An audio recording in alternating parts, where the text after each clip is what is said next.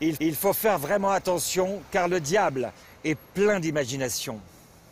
Certaines sociétés privées exploitent désormais nos données personnelles à des fins politiques, pour un parti ou pour un État. C'est une enquête d'Élise Bronsard. Londres héberge l'une des sociétés d'influence numérique les plus redoutables. Son nom, SCL Cambridge Analytica. Elle travaille pour des gouvernements, pour l'OTAN et pour des partis politiques.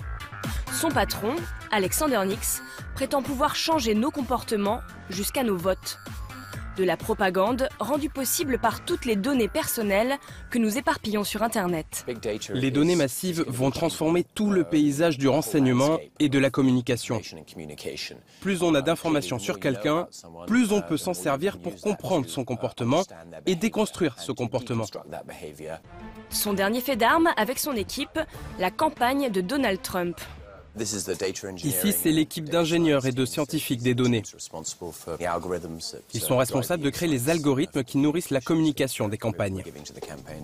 Le candidat Trump les a engagés l'été dernier contre un chèque de 5 millions de dollars. Leur mission, l'aider à gagner le sprint final grâce aux données collectées sur les électeurs américains.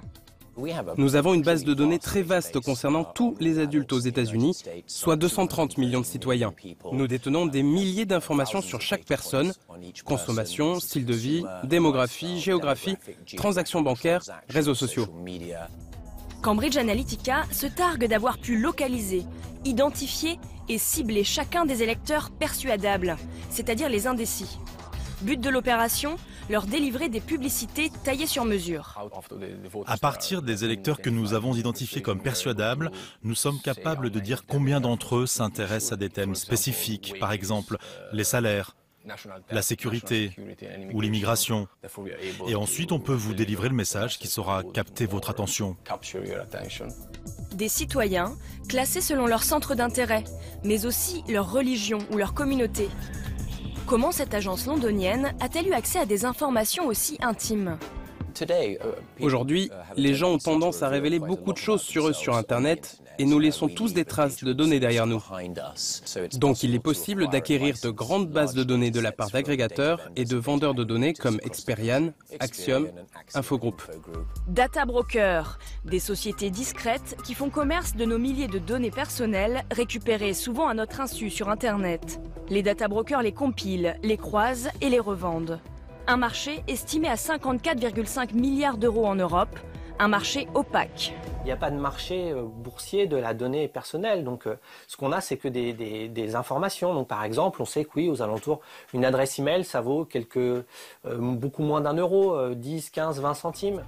Mais c'est le croisement de nos informations personnelles qui leur donne de la valeur. On pourrait prendre l'image du diamant brut.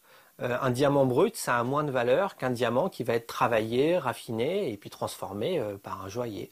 Là, c'est un petit peu la même chose. La donnée brute, la trace de géolocalisation, elle vaut moins que si elle a été mise en contexte, qu'on l'a rattachée à une personne, à un âge, à une profession, à un niveau de revenu. L'université de Cambridge étudie depuis des années tout ce que les réseaux sociaux disent de nous et comment des algorithmes peuvent en déduire nos profils psychologiques. Des recherches qui profitent à des sociétés privées comme Cambridge Analytica. Je me suis prêtée au jeu. Nous pouvons cerner des personnalités en analysant ce que vous aimez sur Facebook. Par exemple, vous aimez le groupe Tudor Cinema Club. D'après nos modèles, cela correspond à une personnalité impulsive et spontanée plutôt qu'organisée et travailleuse. Le modèle dit aussi que vous avez probablement une vision politique plutôt libérale, moins conservatrice. Ces 2 likes semblent assez parlants. Donc mes likes peuvent permettre à des partis politiques de mieux me cibler ? Oui, ce serait possible, en utilisant ce genre de technologie. C'est pour ça qu'on veut que les gens comprennent ce que leurs likes disent d'eux, du point de vue des citoyens. C'est une sorte d'avertissement ? Oui, en effet. Utilisée principalement pour le marketing, l'exploitation politique de nos données personnelles se généralise désormais. Luciano Floridi, le spécialiste mondial de l'éthique des données, s'en inquiète. Les humains sont des êtres faits d'informations. Nos souvenirs, nos désirs, nos passions, nos peurs. Imaginez une technologie qui puisse manipuler tout cela. C'est un pouvoir immense. C'est-à-dire pouvoir cibler des gens et leur faire entendre ce qu'ils veulent entendre. Sachant que nous sommes tous très fragiles, vulnérables. Quand des armes massives et puissantes de désinformation finissent entre les mauvaises mains, on voit le désastre que cela peut causer. Artisan de la campagne de Trump, Cambridge Analytica a aussi travaillé pour les partisans du Brexit, accusés d'avoir manipulé l'opinion avec des informations erronées. Une collaboration qu'Alexander Nix n'assume pas vraiment. Désolé, mais nous ne parlons pas de cette campagne. Pourquoi pas? Certaines campagnes sont plus sensibles que d'autres, et c'est une campagne que nous ne commentons pas. Mais vous avez travaillé avec eux? Du tout. Mais vous avez fait quoi alors pour eux? Non, nous n'en parlons pas du tout. Cambridge Analytica et sa maison mère, SCL, Strategic Communication Laboratories, restent discrets sur leurs clients. Depuis 20 ans, ils travaillent pour le compte d'État et pour l'OTAN. Leur spécialité, les opérations psychologiques, autrement dit la propagande, souvent anti-russe, comme le soutien de la révolution orange en Ukraine en 2004, et plus récemment en Moldavie, ou ailleurs, en Afghanistan et en Irak. Il est évident que nous ne parlons jamais de nos missions pour les gouvernements étrangers. Effectivement, persuader quelqu'un de voter dans une certaine direction, c'est la même chose que persuader des populations de changer un comportement qui est considéré comme hostile. Ce pouvoir est pris au sérieux. Selon un sénateur américain, ces sociétés privées, et notamment les data brokers, seraient mieux informées que les services de renseignement, mais moins contrôlables encore. S'ils prétendent aujourd'hui pouvoir changer nos comportements ou nos votes, ils imaginent déjà prédire nos faits et gestes. Un jeu vidéo troublant de réalisme met en scène ce futur proche. Son héros est suspecté d'un crime qu'il n'a pas commis.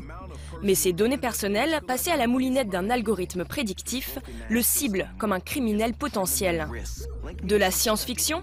Et pourtant... Le jeu est assez proche de la réalité en fait, car des algorithmes de ce type sont déjà utilisés dans le système judiciaire aux États-Unis, et évidemment dans la publicité, les ressources humaines, et malheureusement dans de plus en plus de situations. Et si on ne tient pas compte des risques psychologiques et éthiques, alors on peut finir par faire des prédictions très dangereuses sur les gens. Là, c'est juste un jeu, mais parfois ce n'est plus un jeu. À partir de mai 2018, pour limiter les dérives, le Parlement européen a prévu que ces sociétés ne puissent utiliser nos données personnelles qu'à condition que nous l'ayons explicitement acceptées. En cas d'infraction, les entreprises seront lourdement sanctionnées.